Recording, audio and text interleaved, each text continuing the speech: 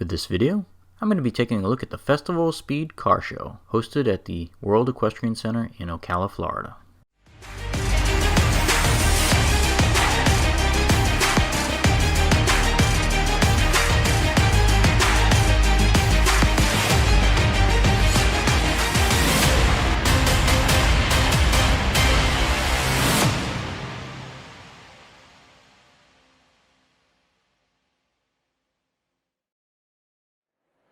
Today I'm in beautiful Ocala, Florida, and I'm walking around the World Equestrian Center. Technically, it's the EXPO Center here at the World Equestrian Center. And this is the very first time I've ever been to this building, and it's a really impressive facility. I've toured the Equestrian Center in the past, but the last time I was here for a horse show, and the time before that it was the concert series. But this is the first time I actually made it inside one of the EXPO buildings, so it's kind of cool. So the reason I'm here is for the Festival Speed Car Show. This is a traveling show that goes to a bunch of different venues around the country, and they focus on classic cars and exotics. They've got a lot of sports cars, both JDM and European, all kinds of motorcycles and military vehicles. So it's kind of a hodgepodge when you think about it, but you know, it works for what they're trying to do. What's interesting about this show is it's the only indoor car show in Ocala. Most everything else is either at fairgrounds or parking lots. It's kind of, it just gives this show kind of an added allure. It actually reminds me of the Miami International Auto Show and the Orlando International Auto Show, which those were both at convention centers as well. And it definitely has more of that type of vibe than the outdoor car shows that are typically here in Ocala. So I'm already anticipating some comments, at least on the YouTube channel. Listen guys, you're probably going to bust my chops over, why did you film so many Corvettes? Well, that's mostly what showed up here today. There were a ton of Corvettes. I'd say that probably 1 out of every 4 cars was a Chevy Corvette, so just deal with it. You know, I film what's here, and I tried to film equally, but obviously when there are that many Corvettes, they're definitely going to probably monopolize most of the screen time of this video. I mean, if you're a big fan of Corvettes, you'll probably love this video, because I filmed a ton of Corvettes at the Festival of Speed. I will say this, I didn't really shoot any good video of it, but there was a snack bar here inside the Expo Center, and either it was understaffed or just really slow because the line was massive. It looked like it was like an hour wait just to get like a soda and a hot dog. I mean, I don't know what was going on with the snack bar, but if you're coming here and you didn't eat beforehand, you're probably in trouble because it was crazy. I've never seen a concession stand that overwhelmed. I think they just had one person staffing it or something. This really was an amazing car show, though. I was just amazed at, you know, I've never seen this many Ferraris and Lamborghinis and Bentleys all in one place before. This is definitely the largest collection of those really, truly exotics. They had a Porsche dealer who set up most of the Porsches. Obviously, a lot of Corvettes. What's ironic about the Corvette thing is, if you look outside, they had like the different displays. They had this particular show was sponsored by Jenkins. And they had Jenkins Porsche, and they had a Porsche set up, and they had Jenkins Mazda, and they had the Mazda Miata set up. I was laughing because at the Jenkins Acura display, they had yet again another Chevy Corvette. That just kind of tells you how pathetic the Acura model lineup is at the moment. That they were embarrassed to bring in an actual Acura, so they set up a Corvette in its place. But you know, that was probably a smart marketing decision because this was a Corvette-dominated show, and let's face it, it's a bunch of old people that live up here, whether you're talking about the Villages or Ocala. The Corvette is an old man's car. It really is. That's the demographic it appeals to. A bunch of old men drive Corvettes. That's just the way it is. So displaying a Corvette front and center at the show makes a lot of sense, because old guys love these things. An old man is going to largely ignore like an Acura Integra, but for a Corvette, old grandpa is going to drop a deuce in his Depends, guaranteed. They had quite a few Polaris Slingshots in the back next to the military display. I mean, I know some people were into them, but I don't know. The three-wheelers just don't do anything for me. I didn't really spend a lot of time looking at them.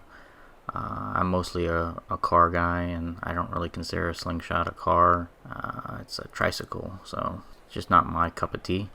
I mean, I guess I'm going to make a joke about Volkswagens. I do think it's funny when the classic VWs are here at the Festival of Speed, because nothing says speed like those 40 horsepower air-cooled VWs. One of the cars that was drawing a lot of attention, I noticed, was the vintage 90s Acura NSX. A lot of people were kind of going crazy over it because it was a really clean example here. Although the black didn't really photograph well. I tried to take some shots of it, but you could see all the fingerprints, so I kind of threw out most of that footage of it. Perhaps if it had been like completely waxed, you'd have 50 people an hour touching the car. It probably would have looked better on camera.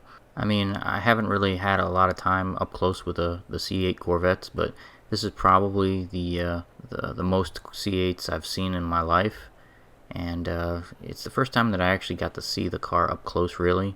And I gotta give Chevy props for that car. The attention to detail is amazing, and it really does look like a car twice its price. I mean, the mid-engine thing really does work, in my opinion. I know a lot of Corvette faithful are, the C7 is the last great Corvette, because, a lot of people think they're breaking the formula by going mid-engine, but I don't share that sentiment. I think this car looks like $1 million, literally. My favorite car at this show, I'm a muscle car guy, and there were quite a few muscle cars here that I really liked. I mean, the Grand National was gorgeous. There was a 1970 Plymouth Roadrunner that was blue, and it was another amazing example of a muscle car icon. There were quite a few amazing Shelby Mustangs too. I think my next car will probably be a Mustang convertible. I have a thing for convertibles. But if I had to pick out my absolute favorite car here at the show, at least among the muscle cars, I really loved that red AMC AMX. There's just something about the rarity of it, and I didn't realize how large those cars were. That thing was a big, nasty-looking muscle car, and it just had those really cool dimensions. And I think it's the first time I ever saw an AMX in person. I've been to a lot of classic car shows, and I've never seen one. I've never seen one at Old Town. I've never seen one at any of the local car cruises, and I think the unique factor of it is what really impressed me, and it was a really clean example. So that AMX was definitely my favorite car of the show. As for my least favorite car, it's gonna have to be one of the Porsches. Either that hideous four-door they make or that hideous SUV. They both look like ass. I mean, I'd love to go out and drive on a 911 or a Boxster any day of the week. I just can't believe they did such blasphemy to such a legendary brand by building those two pieces of crap. They're so ugly, and the driving dynamics of either one suck because of just how overweight pigs they are. Now, the normal admission for this Festival of Speed is about $20, but if you shop online for coupons, I found a great promotion on Groupon, and I ended up paying just $12 to get in. This was a great show for $12. I was really, really happy with just what a great turnout it had, and it is the nicest car show in all of Ocala, hands down. Okay, so one last thing before I go. If you don't want to pay admission to see the Festival of Speed, there is a free alternative, Cars and Coffee in Ocala, which takes place once a month at the Warhorse Harley Davidson on Pine Avenue.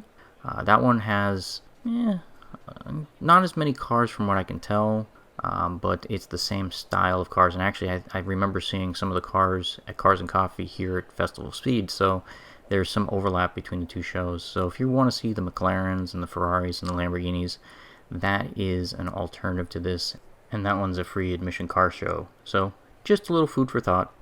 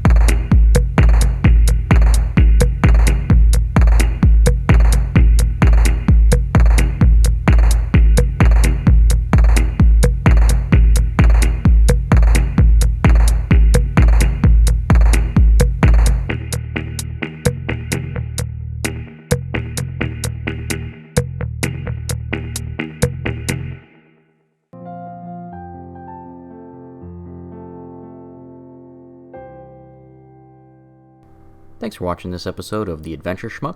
If you enjoyed today's video, don't forget to like and subscribe. See everyone next week.